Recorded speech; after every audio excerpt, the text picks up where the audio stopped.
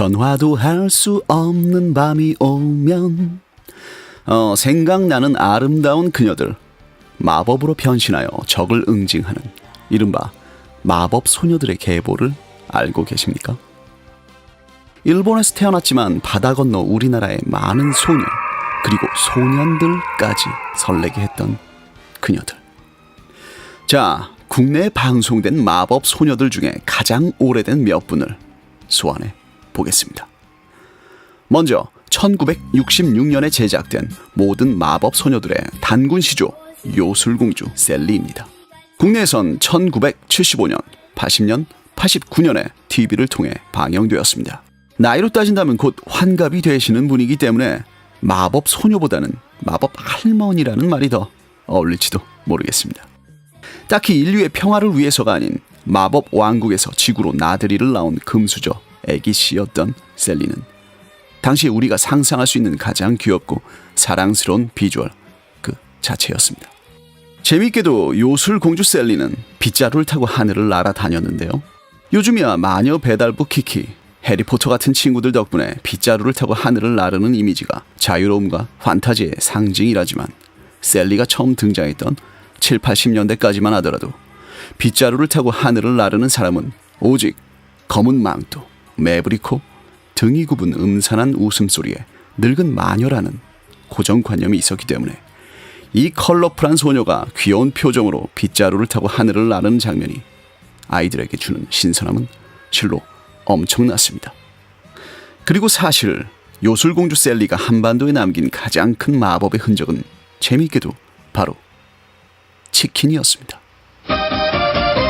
페리카나 치킨이 찾아왔습니다. 정말 그 유명한 페리카나 송이죠.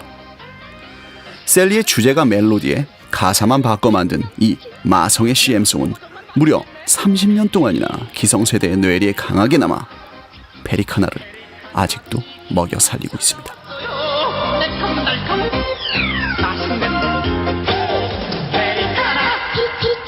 맛으로 결정하세요. 흑백 TV 시대의 마법 퀸이 셀리였다면 본격적인 컬러 TV 시대가 시작되며 문을 연 마법 퀸은 지금 이 기성세대들에게 가장 큰 지지를 받고 있는 요술공주 민키입니다.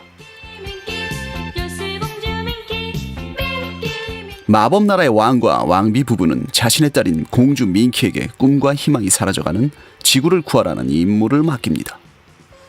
풍성한 헤어스타일의 귀여운 소녀 민키는 그렇게 평범한 가정의 사랑스러운 아이로 자라나 지상에서 일어나는 사건들을 하나하나 해결해 나가는데요.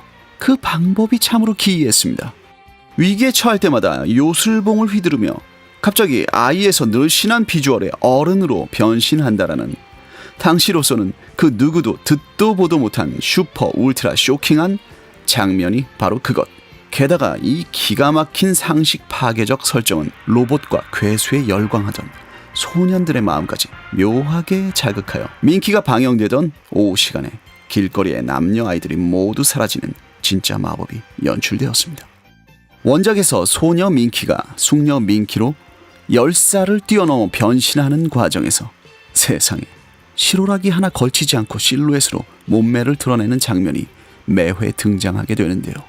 서슬퍼렇던 군사 독재 시절 이 장면이 삭제 없이 풀 버전으로 국내에서 방영이 되었다는 것이 사실 더 충격적이었습니다. 어쨌든 이로 인해 당시 소년들은 일찍 무언가에 눈을 뜨는 계기를 만나게 됩니다.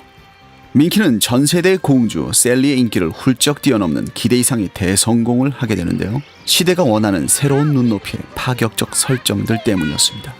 하늘을 나르는 깜찍한 모양의 자동차는 셀리의 낡은 빗자루를 대신했고 귀여운 동물 파트너들은 셀리 시대는 볼 수 없는 신선한 캐릭터였습니다. 이전과는 달리 사명감을 가지고 지상에 내려온 요술공주의 시대. 그렇게 민키는 마법 소녀라는 하나의 장르를 만들어냈고 그녀들만의 춘추 전국 시대가 도래하게 됩니다.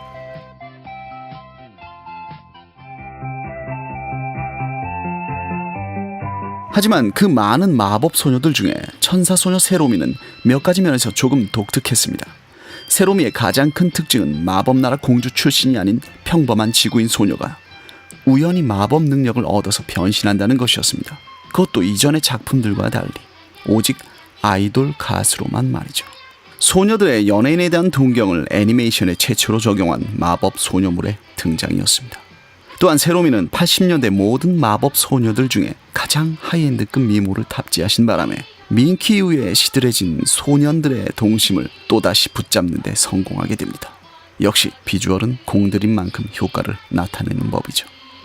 평범한 소녀 유리는 우연한 기회에 아름다운 숙녀 세로미로 변신하여 화려한 무대에 서게 되고 급기야 연예기획사에 소속되어 정상급 인기의 아이돌이 된다는 이전과는 달리 비교적 현실적 꿈의 성취에 가까운 설정을 보여주었습니다. 또한 마법으로 변신한 세로미의 모습과 꼬마 유리인 실제 자신의 모습 사이에서 내적 갈등을 겪는 장면들은 기존의 마법 소녀들과는 차별화되는 부분으로 기억에 남습니다.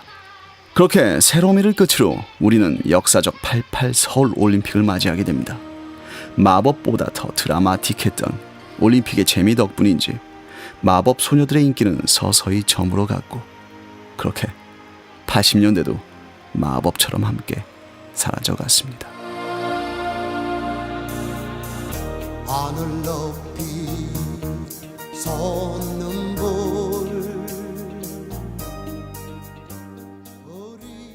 그리고 이 잠잠해진 침묵을 깬 이가 있었으니 바로 달의 요정 세일러문이었습니다. 사람들은 여전히 마법소녀 하면 달의 요정 세일러문을 가장 먼저 떠올립니다. 그만큼 엄청난 파급력이 있었던 애니메이션이었죠. 사랑과 정의의 이름으로 용서하지 않겠다를 외치며 악당과 맞서는 5소녀들을 보기 위해 90년대 수많은 어린이들이 브라운관 앞으로 모여들었습니다. 하루라도 빨리 어른이 되고 싶고 또 어른들만큼 힘이 있기를 바라는 아이들은 평범한 소녀에서 달의 요정으로 변신하는 마법소녀들의 활약을 동경했습니다. 나 역시 지구를, 아니 우리 동네를 지키기 위해 저마다 요술봉을 높이 치켜들었습니다. 그리고 평범한 소녀에서 무엇인가를 지키는 마법소녀로의 변신은 90년대 애니메이션에서 쭉 이어집니다. 천사소녀 네티, 웨딩피치, 카드캡터 체리와 같은 마법소녀들이 저마다 정의와 지구를 지킬 때마다 소녀들의 꿈도 바뀌었습니다. 그중 천사소녀 네티는 낮에는 평범한 중학생이지만 밤이 되면 정의로운 궤도로 변신해 공경에 처한 사람들을 돕는 마법소녀였습니다.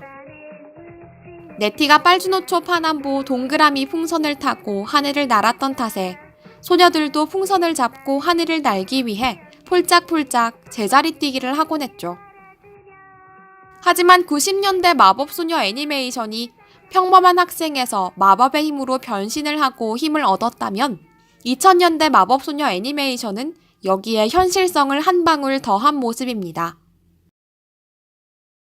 달빛 천사는 시한부 루나에게 나타난 사신들의 도움으로 그토록 바라던 가수 활동을 할 수 있게 되면서 벌어지는 이야기를 다룹니다.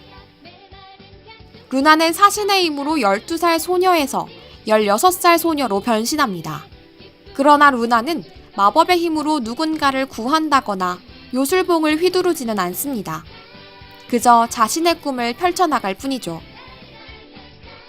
이 대목에서 우리는 시대가 바뀌면서 애니메이션에도 현실의 변화가 투영됐다는 것을 알 수 있습니다.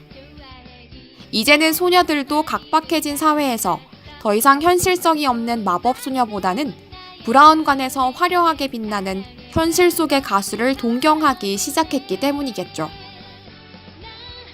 그리고 2018년 현재 소녀들은 더 이상 마법으로 지구를 구하지도 누군가 자신을 마법의 힘으로 변신시켜주기를 바라지도 않습니다.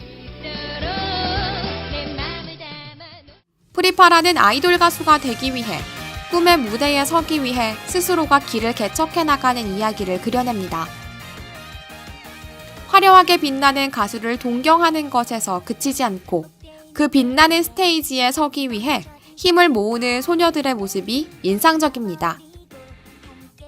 어릴 적부터 아이돌 가수가 되기 위해 오디션을 보고 레슨을 받는 현 시대의 소녀들을 그대로 옮겨놓았다는 착각마저 들게 합니다. 마법은 소녀, 그리고 소년들을 설레게 했고 웃게 했으며 내일의 달라진 나를 꿈꾸게 했습니다. 시대에 따라 사회가 변하는 모습에 따라 우리의 마법 소녀들도 조금씩 변해왔습니다. 그러나 한 가지 변하지 않는 것이 있습니다. 아마도 그건 언제든지 우리를 그 시절의 나로 돌아가게 만드는 저마다가 갖고 있는 추억이라는 가장 강력한 마법이 아닐까요?